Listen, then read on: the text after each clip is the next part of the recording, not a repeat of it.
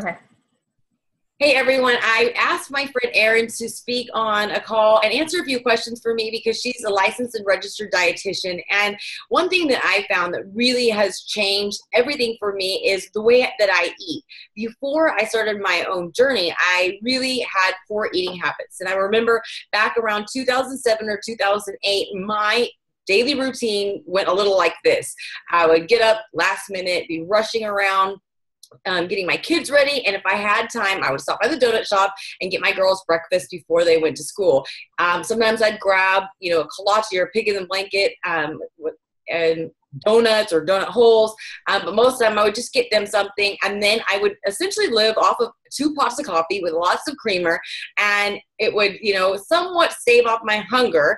And I would throw in some sodas in between because I worked at this office where I thought it was the coolest thing. We had this refrigerator of every soda possible in there, and it was just unlimited. That's what I thought was a bonus.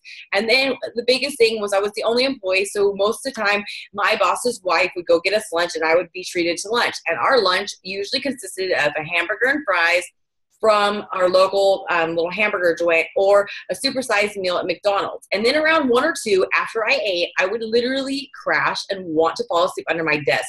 I just felt horrible. Then when I would go home, I would pick up my girls, get home about 5:15, be so shaky and like in a mental fog and just very grouchy, and like I couldn't get food fast enough. And when we were cooking meals back then, it was green beans, potatoes, cream of mushroom soup, green bean casserole, hamburger steak, bacon, very high fat processed foods. And I didn't realize that that was a problem. And then at nighttime, sometimes I would go to the gym if I felt like it. Usually my energy really wasn't where it needed to be to go to the gym. And then we would just sit on the porch and drink beer till 12 o'clock at night. So I felt horrible. And I thought, man, I'm 25, 26 years old with no energy. There's something wrong with me. And I went to the doctor, and the first thing the doctor said was, let's do some blood work to check and see if it's your thyroid or if you have diabetes. And, he said, it kind of sounds like that. Well, a couple days went by after the blood work was done, and he calls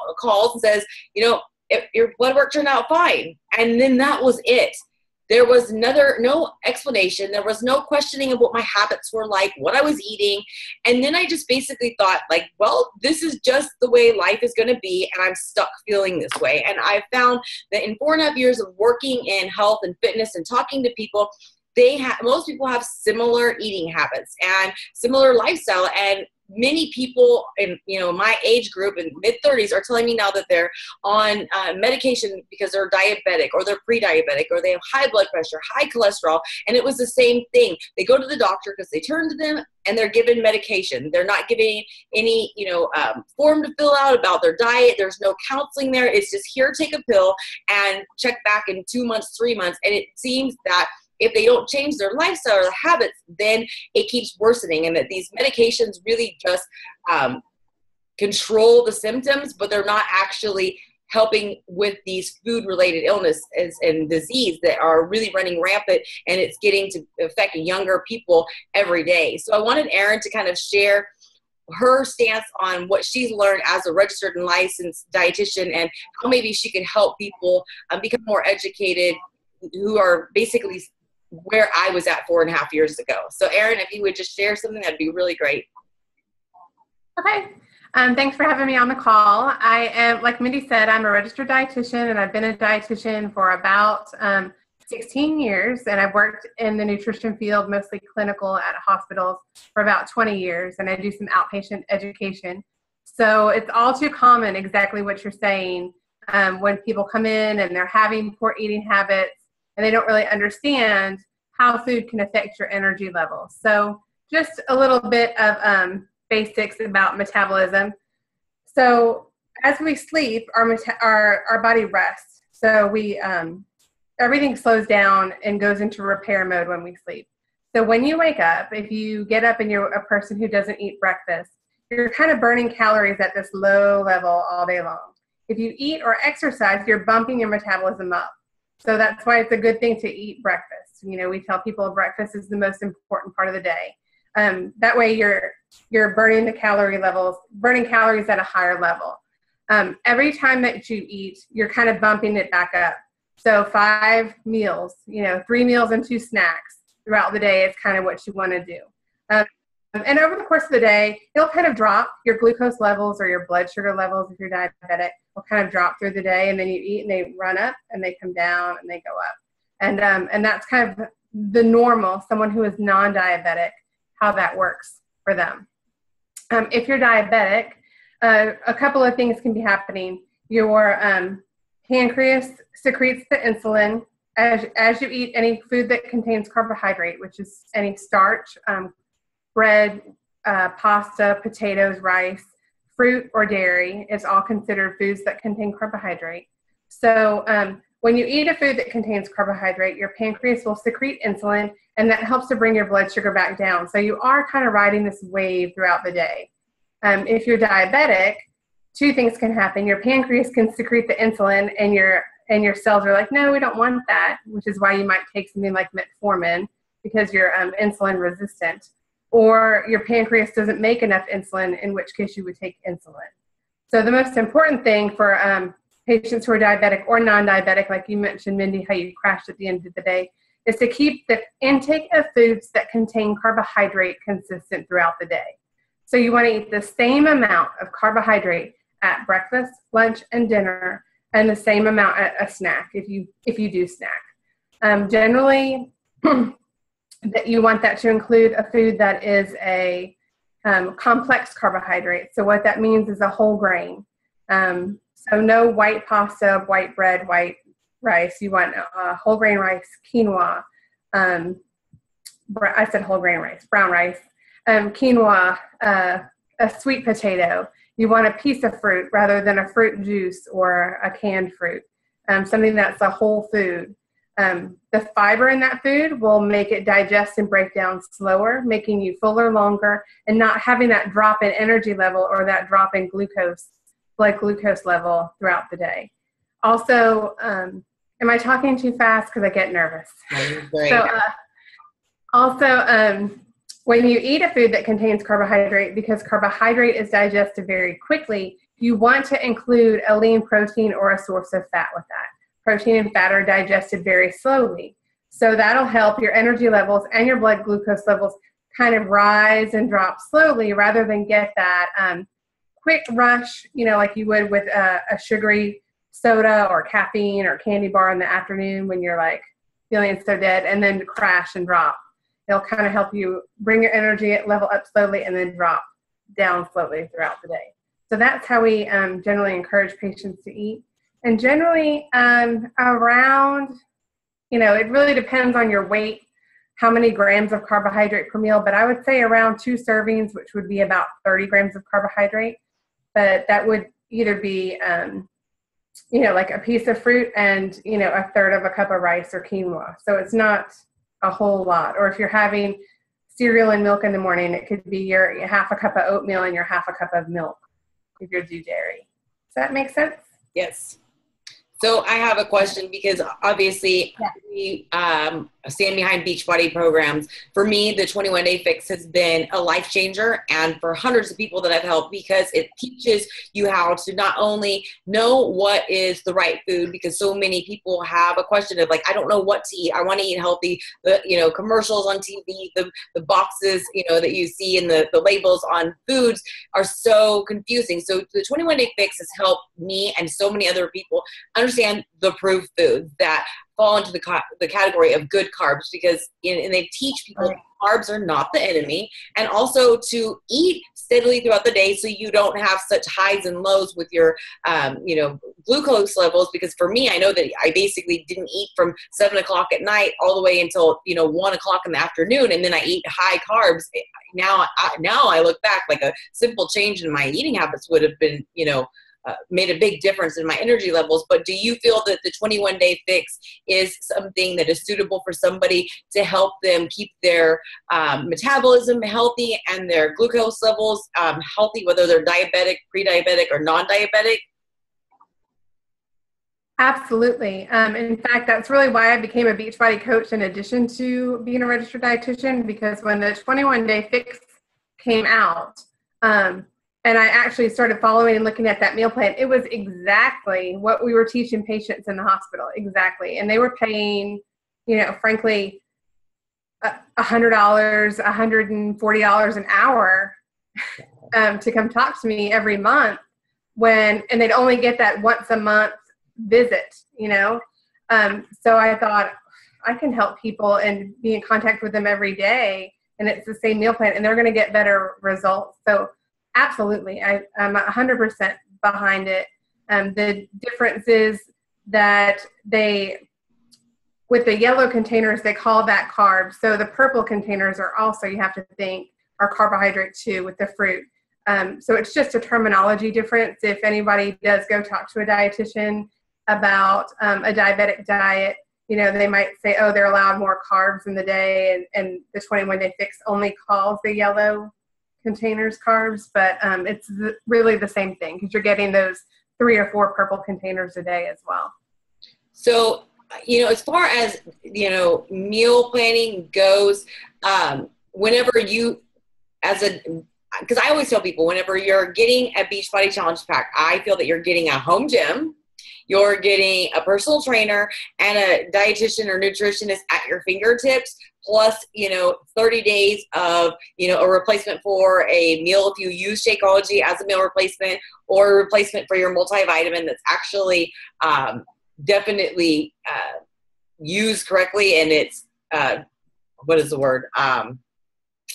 Broken down, in your body, you're actually able to absorb it. And so, I always tell them you're getting such a huge deal because a gym membership is, $30 to $40 a month if you're lucky, and you usually have to sign a contract. If you are working with the trainer, it's kind of like what you were saying. You might get 1 day a week or 2 days a week, but it's usually $40 to $60 an hour per trainer. And so now I've never really known how much, on average it costs, but obviously over $100 for an hour with the nutritionist. So when you work with somebody as a nutritionist, what do you provide them? Meal plans or just counseling or accountability?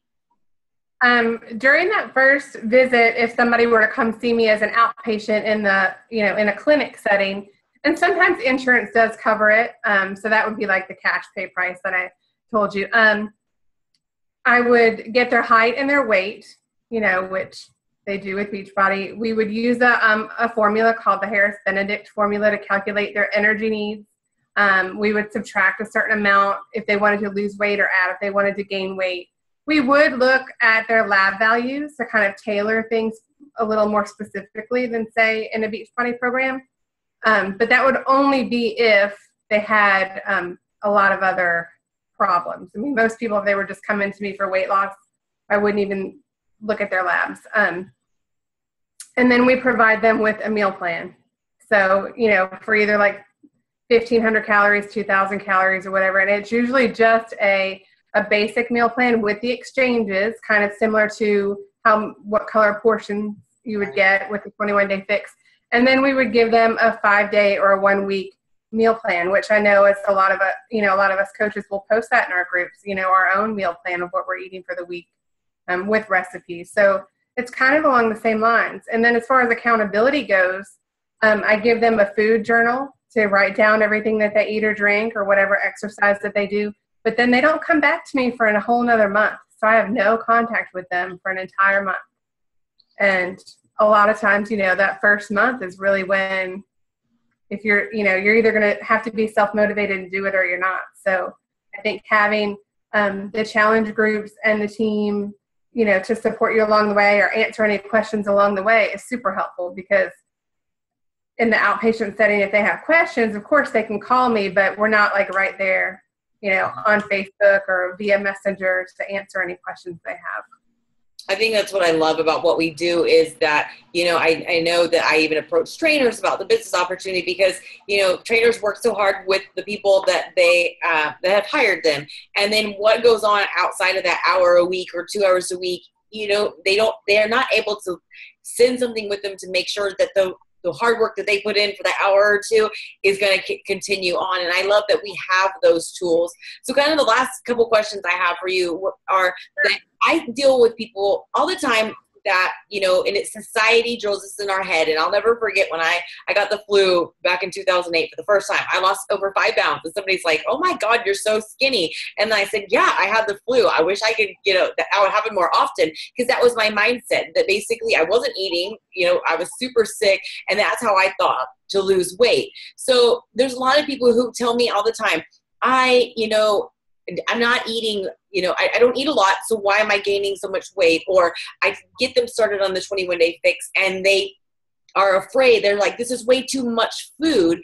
And I'm trying to explain to people that when you're not eating enough, you're actually at risk of damaging your metabolism or making your metabolism slow down, and can also lead, in the long run, worst case scenario, I guess, adrenal failure. But how do you explain to people the importance of eating not only regularly, but eating enough that starving is not the key to weight loss? That's a good question. And it's exactly right, because I've had, my own clients or, participants through Beachbody who will say, well, I hardly ever eat, or I don't eat breakfast, and, and this, and then when they'll start, they'll usually supplement Shakeology for breakfast, because if they don't eat breakfast, that's something quick and easy they can do. And then they'll complain to me about being so hungry all day. Well, you're hungry because now your metabolism's working. So you definitely do have to eat to lose. The difference is that now, if you're following the plan, you're eating the right food. The fruit, the cup of fruit and the green vegetable, that's going to be less than 100 calories. And look at the volume that you get in that. So yeah, your stomach may be more full, but overall you're going to be eating less calories, and it's going to be full of nutrient dense, good vitamins and minerals, quality protein that's going to help sustain that weight loss. So it's really kicking your metabolism up. Right. Does that make sense? Yes.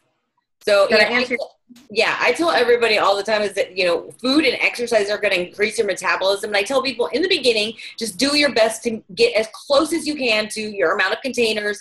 And really, I focus on the containers system versus calories, because so many people are used to counting calories or Weight Watchers points, where they're only focused on numbers and not nutrients. And then you can eat a 1,200 or 1,500 calorie diet, but if you're not eating the right foods that are nutrient dense, it is absolutely just grueling, because you're starving and you're subject to your cravings. But I told people, once you get started, your metabolism will get reactivated and you'll get hungry. And I think that what you were saying is a lot of people will freak out because of how they've been educated or how they view food, that they think that, oh my God, Shakeology is making me hungry, it's not working.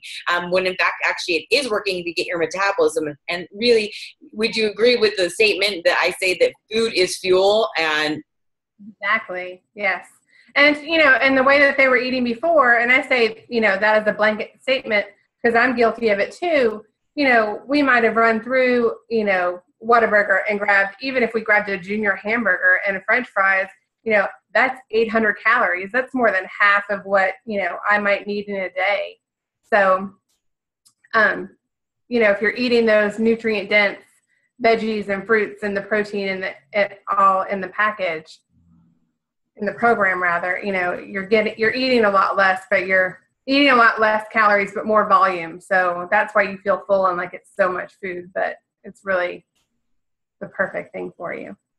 Right. I feel that, a lot of people, they get so frustrated because people my age, in my 30s, like, we didn't have good eating habits. And, as when you're young, before you have kids, it's so easy to lose weight. You think you're invincible.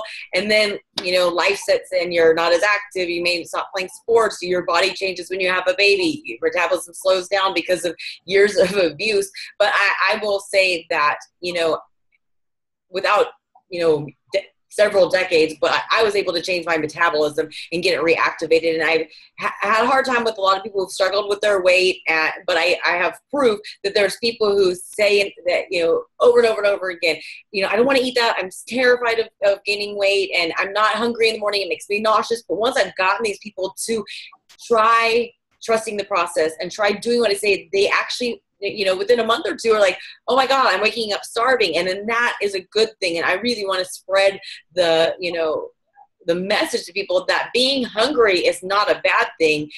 No. Eating the right foods is the answer.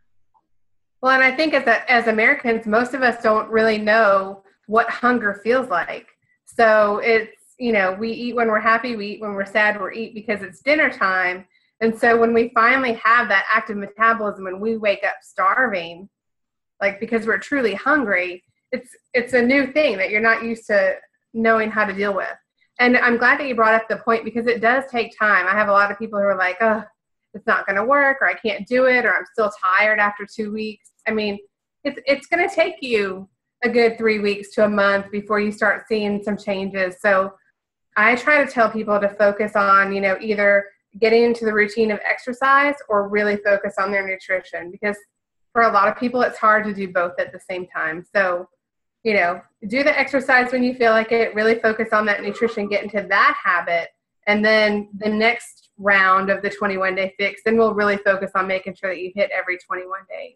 And I like that point that you said, because I feel that the 21-day fix, some people really misunderstand it, because you hear, it takes 21 days to make or break a habit. But I actually, in personal development, was reading a book that they said it actually takes 66 days. And that actually falls in line with what you were saying, that I've been setting people up that, like, whenever you're trying to make all these changes, because if anybody follows a coach that openly shares what we do, what our journey's like, they already know what you need to do. You need to drink your Shakeology every day because it gives you all the nutrients that you need. You need to eat a healthy, balanced diet, and you need to work out. You need to cut out the crap. You need to drink more water. So people usually know what they need to do, but they try to do it all in 21 days, and that usually leads to failure because they become overwhelmed and they feel deprived of of what they were used to, and you have to really change your palate. But I've gotten people to really just commit for 30 days to drink Shakeology, and usually about 2 weeks along they get real curious about the workout, so they start testing out the workouts. And then I told people, like, you need to commit to at least 3 rounds of 21-day fix. And the first round, 21 days, is just practice. You're going to have a lot of error in there. And so whenever I heard that it was 66 days, I was like, that sounds, more like it. And I've had one of my best friends, she lost 75 pounds in 6 rounds or 5 rounds of 21-day fix. And people think, man, 5 rounds of that? But then really that was less than 6 months. So if you just follow this formula and repeat it and get yourself into a routine, you can see amazing results, if you follow the plan and trust in it. Exactly. And then my other little piece of advice, for at least for people like me, because I don't see that scale move as often as I'd like to see, I just had to get rid of the scale. I'll pull it out once a month or pull it out every, end of every round, and I'll step on it, but don't get on the scale every day, because that number for a lot of us is discouraging when we don't see it move, or if we see it move in the other direction. But you have to remember too that you're building muscle, and it's going to take your body time to get used to that. So.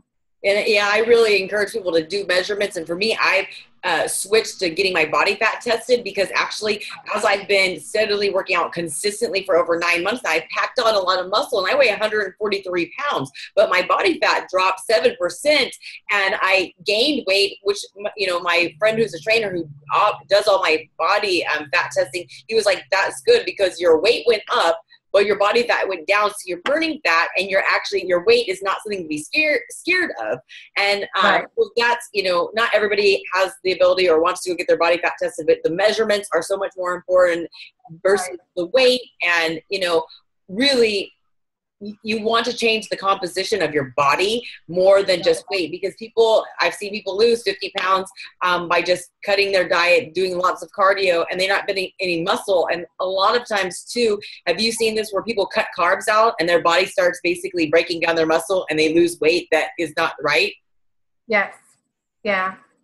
I do see that a lot. And then they become very weak, and it's hard to actually build that muscle back. So it's easier to prevent malnutrition than it is to correct it. So, you want to start out on the right foot and following a healthy, well-balanced diet. And is it true that muscle actually, lean muscle, the more you build, boosts your metabolism? And yes, the muscle you have actually burns more calories per pound or per ounce than fat does. So muscle does burn more calories than anything else. And so that's why you do want to build muscle. So if you're doing, of course, if you're just starting out, you're doing an all cardio program, that's fine too. But eventually you do want to get some weight training in there because that will help you burn more calories in the long run at rest. Right. Well, that's all that I had. I thank you so much for answering all of my questions. I know it's going to be a lot of help to other people, and you actually educated me a lot on some things that will help me help other people. So I appreciate it. No problem. Thanks for having me.